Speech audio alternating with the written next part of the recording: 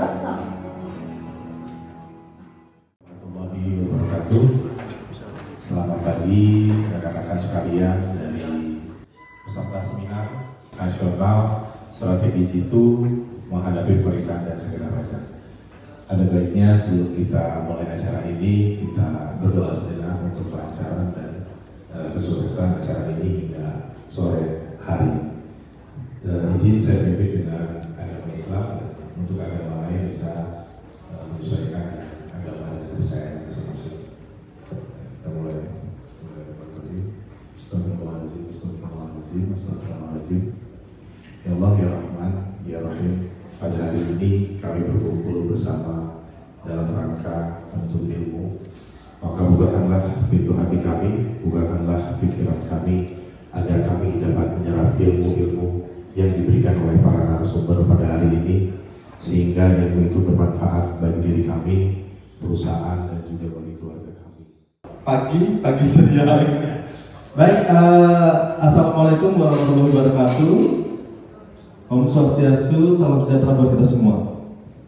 Nama saya Ida Bagus Warmaya, tapi biasa dipanggil Bagus. Terima kasih Pak Indra sudah memberikan kesempatan saya untuk sharing di hal yang berbahaya ini. Kita akan bahas pada pagi hari ini bagaimana kita menyiapkan diri dalam menghadapi SK2DK maupun pemeriksaan pajak. Baik, Bapak Ibu, saya kantornya di Bali dan di Lombok. Ya, jadi kalau di Bali itu ada di Denpasar, kalau Lombok itu ada di Kota Mataram. Proses pertama adalah analisis laba kotor. Ya, jadi perbandingkan laba kotornya terhadap omset. Nah, itu Bapak Ibu harus bandingkan selama tahun-tahun sebelumnya. Jadi sebelum lapor SPP, Bapak Ibu, rasionya Bapak Ibu kira-kira naik atau turun? Jadi kalau rasio laba kotor itu kan harusnya landai ya, jangan kayak detak jantung, turun kemudian naik. Itu pasti ada salah di dalam pengelolaan persediaan maupun dalam penjualan. Dari PT Pijin Indonesia, ya slide Bapak tadi yang tentang SP2DK ya Pak.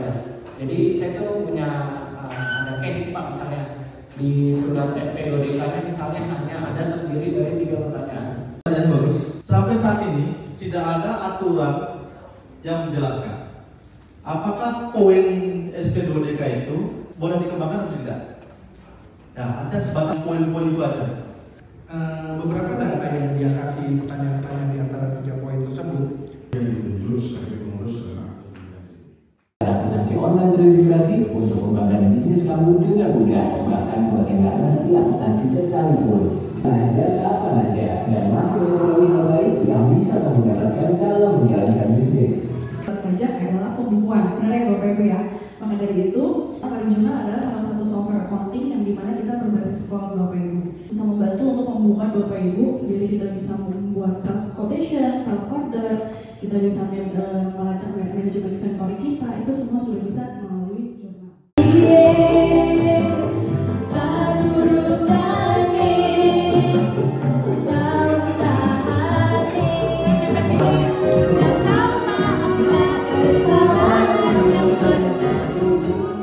Dihadiri oleh hakim tunggal, ya, dihadiri oleh terbanding apabila dipandang perlu pemohon banding atau kuasa hukum. Acara cepat itu biasanya permohonan bandingnya tidak memenuhi ketentuan formal. Contoh misalkan, selain daripada SK keberatan kita ajukan banding, nah itu nggak bisa. Maka nanti akan masuk ke acara cepat. Jadi permohonan bandingnya nggak bisa diproses. Ya, ini kita pernah pertama kali surat keputusan pidana kita ajukan banding. Masuk ke acara cepat. Saya pikir acara cepatnya cepat diputus, ya, cepat dibayar. Ternyata enggak. Ternyata tidak memenuhi ketentuan formil. Sementara nanti setelah acara cepat ini ya, kalau tidak tetap memenuhi ketentuan formalnya, tapi di sisi lain ketika putusannya ini ternyata contohnya yang tadi, karena nanti kalau 12 bulan berarti dianggap keberatan kita diterima. Batal ini SKP-nya Pak, misalnya Bapak tadi contohnya misalkan 10M, nah itu berarti diterima. Tapi biasanya Kanwil itu punya alarm ketika mau jatuh tempo 12 bulan pasti sudah diingatkan oleh bagian pengawasannya agar jangan sampai lewat. terima kasih Pak. Udah ketiga kali. Ketiga kali ya. Biasanya penyebab mengajukan keberatan apakah memang ekspresinya benar atau keliru?